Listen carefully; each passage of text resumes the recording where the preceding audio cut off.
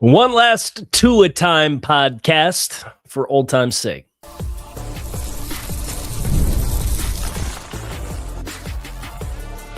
You are Locked On Dolphins, your daily Miami Dolphins podcast, part of the Locked On Podcast Network, your team every day.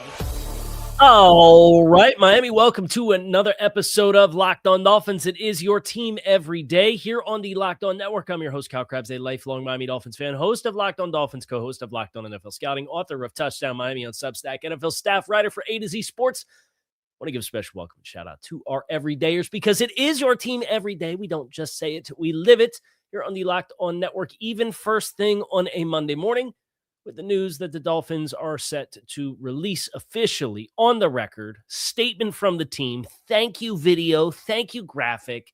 Statement from Tua. Upon the start of the league year, Tua Tagovailoa will be released and no longer a member of the Miami Dolphins. So we're going to talk about some of what's been reported, what's being assumed, what else can happen from here, what this doesn't mean for some other players and ramifications.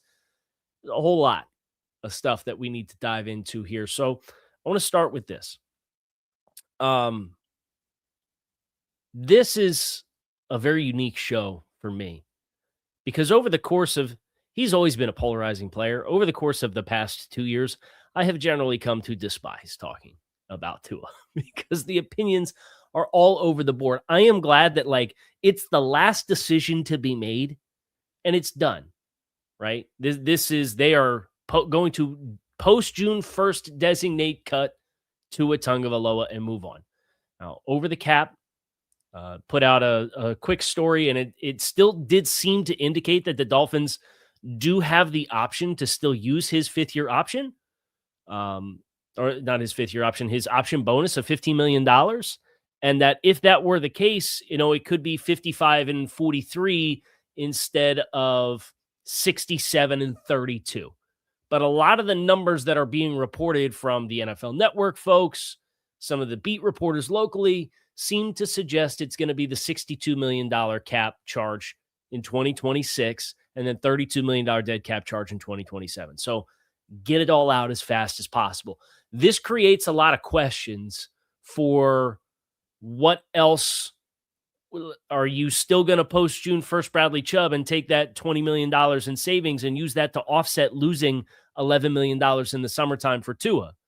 What does this mean for Austin Jackson and Minkah Fitzpatrick? I mean, those are the two other big salary players that you get the sense are not going to be a part of the team that we haven't really explored a lot of, carrying them and then moving on, right? You have this delicate balancing act that you're going to have a first window of your offseason, and then if the Dolphins indeed don't use the option bonus and his dead cap charge is going to go to $67 million, you have to navigate the second half of your offseason calendar with some of these other big chips like the Chubbs and the Fitzpatricks and the Jacksons and figure out, are we going to carry one of these guys now through and then release them after the start of the league year to offset the Tua loss? It's really interesting, right? But I want to start with Tua, and I've said this before, but I do ultimately think that this is the best decision for the franchise, with the reason being this regime that's coming in never really gave you the impression that they felt he was the long-term answer. I put this short up on YouTube already, right? I've done a TikTok. I've done an Instagram reel. I've done a written story. Life in a content creator the week of free agency, right? And now we're doing an emergency podcast. If this regime didn't feel like Tua Tagovailoa was going to be their answer, giving a roster spot and reps, the money's the money. It's very easy for a new regime to come in and say, we didn't choose to give this contract out, right? Ownership did, and they're going to have to wear that one. And it's a generational seizing of the bag for Tua when it's all said and done, because he played 6 years in Miami, and if he'd have not signed the contract and done a franchise tag plus the fifth-year option that he was on, it'd have been about half the money that Miami would have paid out versus what they're going to be paying out when it's all said and done. Is what it is, right? The new regime's going to say, look, sorry that happened, But we need to make the best decision for us. And the best decision for us, if we're going to preach competition in the quarterback room, we can't have one of the guys who's in the competition making $54 million this year. Because it's going to be a distraction, whether we say that it is or it's not. Whether we say Tua is going to be a good teammate or not. It's going to be a distraction because of how much I've hated talking about him, and the whole media talks about him, and the fan base talks about him. That's not a guy that you just let hang around for a year, and if he starts and wins, cool, right? There's a lot of scar tissue, but there's a lot of other investment from a lot of people, not just the money. So I do think that the decision to move on from Tua for the sense of the roster spot and the competition is where it makes sense. I'm buying that. Now for the Dolphins and the salary cap implications, there's a whole lot of layers to that. We're going to get a little bit more into some of them as far as what like the pre and post June 1st. We're assuming right now it's going to be Chubb and Tua as the two post June 1st cuts. But this is, you're going to be pushing half the salary cap. 50% of your salary cap is going to be invested in dead money because you're already at $76 million. And let's say Tua, Lord, this is, it's a disaster for me to do math in general on the cuff. Now we're going to do it live on the show with an emergency podcast. What could possibly go wrong? I'm just going to use round numbers, 67. And then let's say Tua gets, or with 67 for Tua and then 76, 143. So it's 143. Never mind what happens with Bradley Chubb. Never mind what happens with Minkah or Austin. The cap this year is 301.2. So you are talking, it's going to be 50% of the Dolphins cap this year is offloading other contracts from the past regime. Be fascinating to see how they piece a roster together, right? And I expect that they will, be competitive for sub $2 million players in free agency and probably only need to move a little bit of money around unless they land Malik Willis. And we'll talk about quarterbacks at the end of the show. And I don't know that this helps the cause of that unless, they flip Bradley around and do Bradley pre-June 1st. And then if they carry Minkah into the summertime, a lot of moving parts. So we're going to get into it. But the first piece is set. The decision's been made. We're going to talk a little bit more about it on the other side. Make sure you guys stick with us. Workplace chaos, deadlines stacking up, inboxes overflowing, and the one position you have to fill is still sitting open. When the pressure's on and you need the right hire, this is a job for Indeed Sponsored Jobs. Indeed Sponsored Jobs helps you reach the people who actually fit the what you're looking for your role with skills, experience, location, you name it. So you're not just hoping the right candidate stumbles into your lap. Here's a stat that says it all. In the minute that I'm going to talk to you about Indeed, companies like yours have made 27 hires worldwide, according to Indeed data. So if you're hiring, spend less time searching and more time interviewing candidates who check all your boxes with Indeed Sponsored Jobs. Spend less time searching, more time actually interviewing candidates who check all your boxes with less stress, less time, and more results. Listeners of this show get $75 sponsored job credit to help get your job the premium status it deserves at Indeed.com/podcast. Just go to Indeed.com/podcast right now. Support our show by saying you heard about Indeed on this podcast. Indeed.com/podcast. Terms and conditions do apply. If you need to hire, this is a job for Indeed Sponsored Jobs.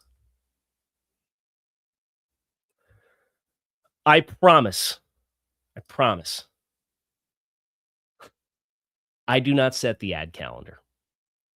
But the irony of an Indeed read in the first block of the last Tua Time episode is not lost in me either. So let's talk about these other big salary players that are still on the roster. Remember, Chubb has not been formally released. I said that was another one we saw, like the mad dash for everybody having the headline and the tease. When those four players, it was announced the Dolphins were moving on. We saw it again this morning already. I saw one big account say the Dolphins releasing Tua for a record $99 million dead cap charge. And all the replies were, they're taking the $99 million up front. No, they're not. It's a post-June 1st cut. I saw one of the big letter network folks put one out that says the Dolphins released Tua Tagovailoa as if it was already done. It's not done. It's a post-June 1st. It can't happen till Wednesday at the earliest when the league year opens at 4 o'clock. So just take your time. Bradley Chubb, Minkah Fitzpatrick, Austin Jackson. I want to go through the pre and post June 1st savings options for all three of those players, because with the Tua, let's assume Tua gets released with the non-option bonus figure, and the Dolphins in June are going to lose $11 million in cap space. Bradley Chubb takes care of that and gives you enough to probably do your practice squad and sign your rookies. But that means whatever you do between now and then, you have to create enough wiggle room to go throughout the course of the season, right? You could save $7.5 million by cutting Bradley Chubb outright now. If you post June 1st Bradley Chubb, it's $20.23 million in savings, but then you get more money deferred into 2027. For Minkah Fitzpatrick, this one almost, now that we know the Tua domino has fallen, might make just as more sense for him to be something that happens after the draft and in the summertime. They could save $15.6 million in cap charges for Minkah Fitzpatrick if they move on from him after June 1st. But there's no post-June 1st trades. Remember that. So that means, Minkah has been floated out there as a trade candidate. Do you get somebody for Minkah that bites early, like in the next 2 days? Because if you do that, you could trade Minkah and save $6 million, and then you could do the post-June 1st Bradley Chubb cut, and that way you're still getting compliance and then wiggle room in the summertime. Those two almost have to be, I think you need to know your answer for one before you make a decision on the other. Just because you are going to need some operating cap, because unless you're just going to sign all that minimum salary players, and maybe they do, right? Like, phone's blowing up here, but you never know what's the new news that's happening while we're live and what's just the notifications for the content that's rolling out. So I think Minkah's the domino that I'm fascinated to find out now, because you can foil those two players off of each other. But if you were to move on from both pre-June 1st, I think now, like if you would trade Minkah, you'd lose another $13 million in dead cap, but you'd save $6 million in cap space. So that would help you. And Bradley Chubb, you get from those two players, it's about $13 million in cap space. One of those, I think, has to be a post-June 1st. And then Austin Jackson, that was the name that kind of came up, and they inferred they'd like something to work out. John Eric Sullivan at the Combine, talking to the local media, said he'd like something to work out, would like him to be here. Obviously, that would be just another need on the roster if you were to shuffle him out the door. And they're going to have a lot of needs. So for Austin, here's the breaking news. Okay. Wee woo, Adam Schefter. Minkah Fitzpatrick's being traded to the New York Jets for the 7th round pick from the Chargers. Okay. So now Bradley Chubb's definitely going to be your post-June 1st cut. And then they're going to take the $6 million in cap savings from Minkah Fitzpatrick up front to help them with their salary cap compliance now. See, this is why we do live programming, because now we get to do it off the cuff even more than it's already off the cuff. Minkah for a 7. Jets will sign Fitzpatrick on a 3-year, $40 million deal. The value here for Miami very clearly is the cap space and compliance wiggle room, which is interesting because they were already 3.5 under. So now they're going to be, let me clear out all my other over the cap calculator moves. They're going to be about $10 million in cap space. They can still kind of play around with Jordan Brooks and Aaron Brewer and get themselves to a nice spot. And then they could do extensions with both those players, but they could do a salary conversion with both of those guys, right? So you could realistically, you're trading Minkah for a 7. 2 is going to be a post-June 1st cut. Bradley Chubb presumably is going to be post-June 1st cut. You could, I'm just going to do the restructures on the calculator at over the cap. And we are going to sit at $20 million in cap space for 2026, trading Minkah, base salary restructures for Brooks and Brewer. So now you'd have $20 million in cap space to operate through between now and the draft. And then June 1st comes, you will get another $9 million in cap space from the Bradley Chubb and Tua Tagovailoa net releasing, assuming the Dolphins don't do the option bonus for Tua. Is everybody keeping up? I feel like my brain is short-circuiting here because usually it takes me a few times to ride through these things. So, okay, Minkah being dealt. Salary dump, off the books. It's donezo. That trade package, though, is pretty telling. That's a tough one to swallow. I mean, good for the Jets to pick up a player for a 7th. Good for the Dolphins to get the compliance off the books. That tells me I think they were on a deadline, though. And we just kind of talked our way through that up until the crescendo here where the light bulb came on. Now, I'm going to finish with quarterback discussion points. That's next.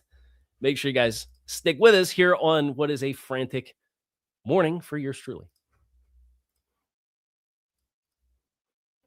Unfortunately, I don't have another ironic message for you guys from one of our friends, but we do live in a world where we can stream anything, order food in minutes, carry supercomputers in our back pocket, and yet buying tickets for a game is still a pain in the butt. There's jumping prices, endless steps, hidden fees. There has to be a better way. And with Gametime, there is. It gives fans the advantage and makes getting tickets simple, whether it's NFL games, concerts, comedy, whatever you are into. You could jump on the app and you can find tickets with just a few taps of your thumb on your phone with all-in pricing. So there's no surprise fees and panoramic views. So you know exactly what you're signing yourself up for with your tickets. Take the guesswork out of buying tickets. Download the Gametime app, create an account. Use code LOCKEDON for $20 off your first purchase. Terms to apply. Again, create an account. Redeem code LOCKEDON for $20 off. Download Gametime today. What was it? Was it Brian Duker went to the Jets on their coaching staff? So not a huge surprise to see the Jets with the amount of cash space and cap space they have, and then some connections with the Dolphins salary or with the Dolphins coaching staff to see Minkah have some interest there. But the other interesting thing that came out, and I'm not crazy about it, but I get it. It was Connor Hughes with the New York Jets beat had Geno Smith as a possible name to watch for the Dolphins as their contingency. There's things I like and I don't like about Geno, right? And look, I did the mock offseason last week and had the Dolphins trading a pick swap to get Will Levis, right? Geno's a more accomplished NFL quarterback than Will Levis, but he's also 35-ish years old. And that's the concern that I have with Geno is just what is the long-term payoff? What I do like with Geno is he's a vet minimum salary player because he, like Tua, is going to have guaranteed money from his old team. The Raiders are paying him $18.5 million. So any team that's signing Geno Smith knows we are going to pay the minimum and let the Raiders foot the bill for the rest. So that's the way that you absorb the Tua bad medicine and then go out and get a different quarterback is to go with a minimum salary player. He played at Miramar High School. So he's from South Florida. He's a product that understands the community down here. I like that about Geno. I like the cost. I don't like the age element. He turns 36 in October. And anybody that you're giving the snaps to, right? That's my concern is I don't want to give a bunch of snaps to a player that you say, hey, great, we caught lightning in a bottle and we're going to need to go still find a long-term answer, right? Like if you catch lightning in a bottle with a Malik Willis or a Will Levis or a Quinn Ewers, I'll put his name out there, or Quinn Ewers, there's a long-term runway there that I think offers you more enthusiasm. But you also have to reconcile this team is going to embrace some sunk cost at quarterback, right? They are not going to try to fix it in one fell swoop. John Eric Sullivan told us that. He said openly, we're going to invest until we find a guy, and then we're going to continue to invest. I don't know that I would take it literally. I know that's something that Omar Kelly's pointed out is Well, they don't actually take a quarterback every year. So I think that's a legitimate point. But I think when you have the long-term answer at quarterback, it makes it easier to take a quarterback every 3 or 4 years as compared to when you're on the search for one. That was the first thing Sully talked about is it starts with the quarterback. When he was talking about his roster building philosophy, he's like, it starts with the quarterback. And we're going to overinvest there. And Barry Jackson confirming the Jets are paying all of Minkah's salary. Okay. Thank you, Barry.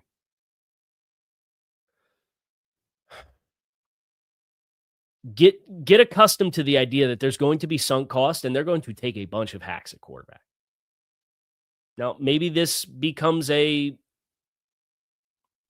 Malik Willis destination still, and maybe that's why they were content to take the lesser compensation for Minkah Fitzpatrick.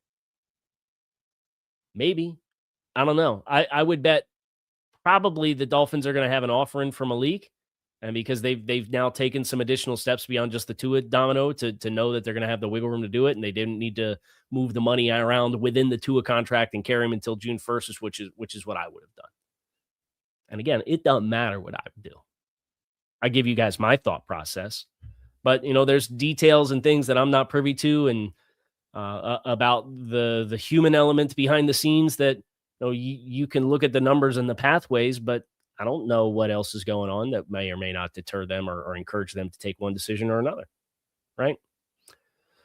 So I'm going to go do some more content. I got to do a bunch of writing to do now, but I wanted to make sure we got the emergency one last Tua time podcast. It is done.